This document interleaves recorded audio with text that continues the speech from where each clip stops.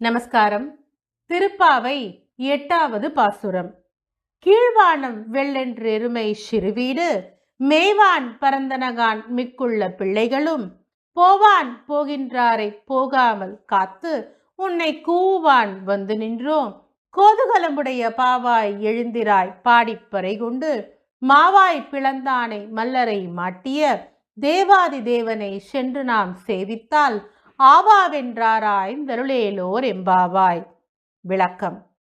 அடாது துயிலும் தோழியை விடாது எழுப்புகிறாள் ஆண்டாள்.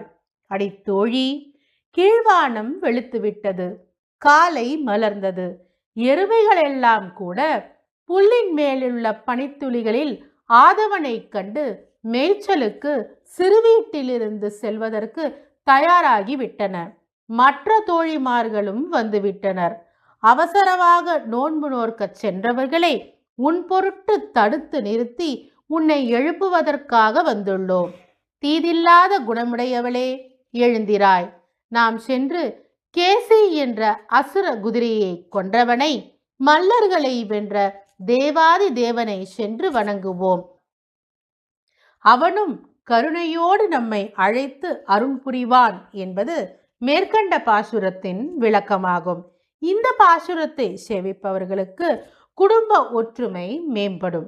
மீண்டும் ஒருமுறை இந்த பாசுரத்தை சேர்ந்து சேவிப்போமா? கீழ்வானம் வெள்ளென்றெருமை சிறுவீடு மேய்வான் பரந்தனகான் மிக்குள்ள பிள்ளைகளும் போவான் போகின்றாரை போகாமல் காத்து உன்னை கூவான் வந்து நின்றோ.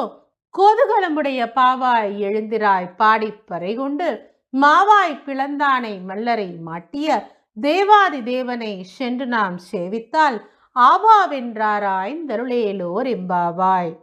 நன்றி. ஸ்ரீவில்லிபுத்தூர் ஸ்ரீ ஆண்டாள் ரங்கமன்னார் திருவடியிலே சரணம். கோதா காந்தஸ்மரணம். ஜெய் ஜெய் ரங்கரங்கா.